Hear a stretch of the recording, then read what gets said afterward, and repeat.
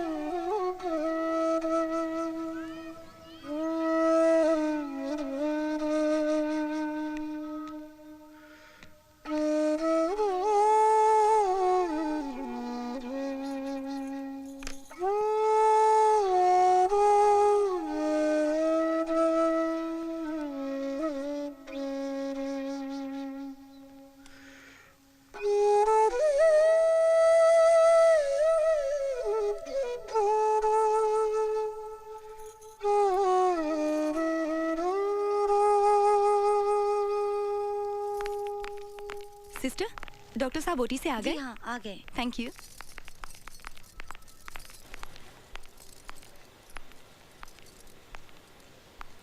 भैया प्रणाम। अरे मंजुला, तुम? प्रणाम। कब आई? आज ही आई। और ये क्या हालत बना रखी है आपने?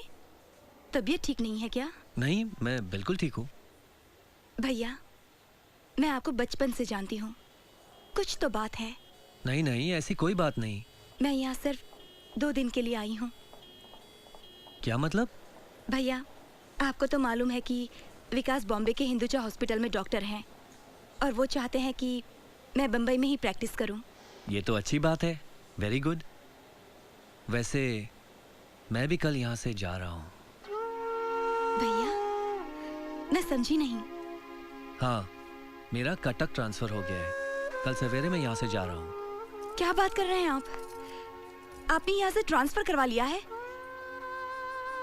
भैया, मेरी इच्छा है कि आज रात को हम तीनों एक साथ खाना खाएं। आप जरूर आइएगा और कोई बहाना नहीं चलेगा। भैया, मेरा तो ये लास्ट चांस है। पता नहीं फिर हम तीनों एक साथ कब मिले। ऐसा क्यों सोचती हो? मैं शाम को जरूर आऊंगा। क्या कह रही हो? ट्रांसफर हो गया? कल सवेरे जा रहे हैं? हाँ, मैं ठीक कह रही हूँ। कल सवेरे ईश्वर भैया जा रहे हैं। अच्छा अच्छा, मैं समझ गई।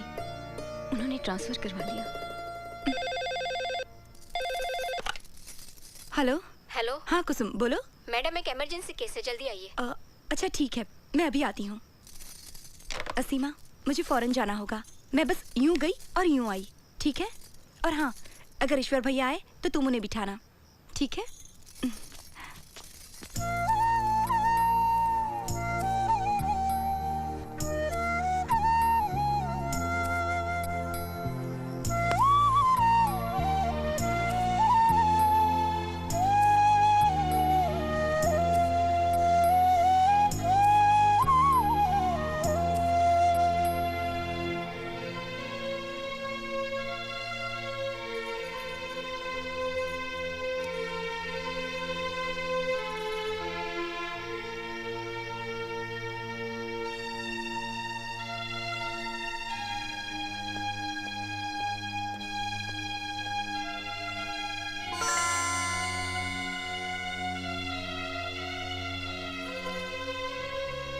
नमस्ते।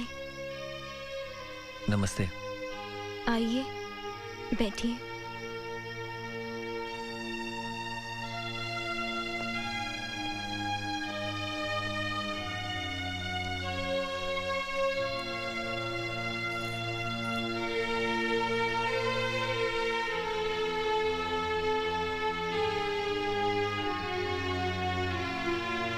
कल सवेरे ये चले जाएंगे। क्या तुम इनको ऐसे ही जाने दोगी? क्या तुम इनसे कुछ बात नहीं करोगी? ये तुम्हारे कारण तुमसे दूर जा रहे हैं। तुमने इनके प्यार को ठुकरा दिया। दोषी तुम हो असीमा।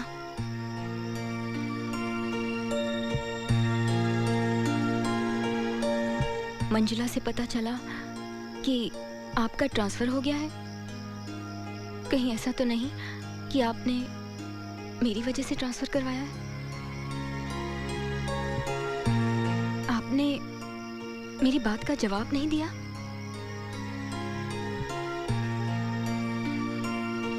मेरी चिट्ठी तो आपने पढ़ी होगी।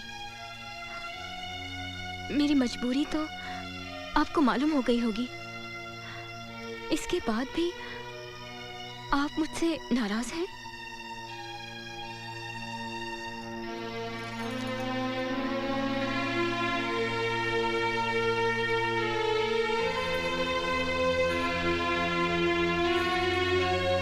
मुझे छोड़कर जाने से पहले क्या मुझसे बात भी नहीं करेंगे? क्या बात करूं? अब कहने के लिए रह क्या गया है? नहीं नहीं, ऐसा मत कहिए। पुरुष होकर आप मेरे अस्वीकार को सहन नहीं कर पा रहे हैं।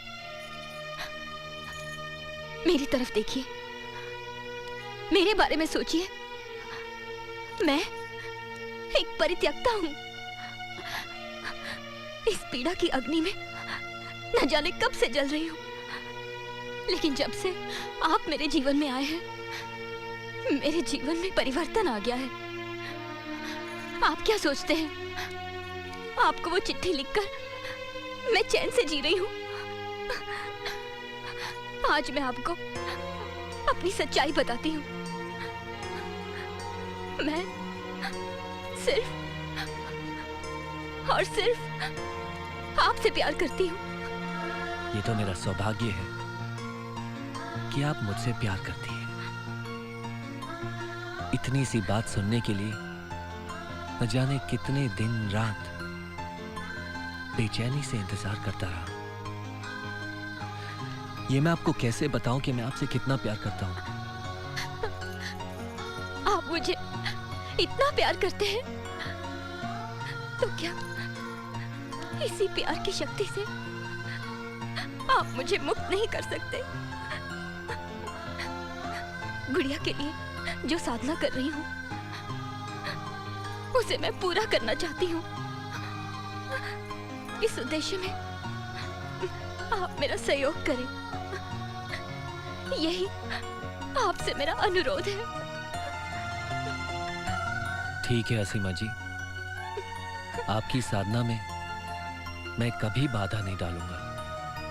मैं आपके बिना जीने की कोशिश करूंगा। नहीं ईश्वर जी, आप ऐसा नहीं करेंगे। मेरे लिए अपने जीवन को व्यर्थ नहीं गंवाएंगे। आप शादी कीजिए, घर संसार बसाइए।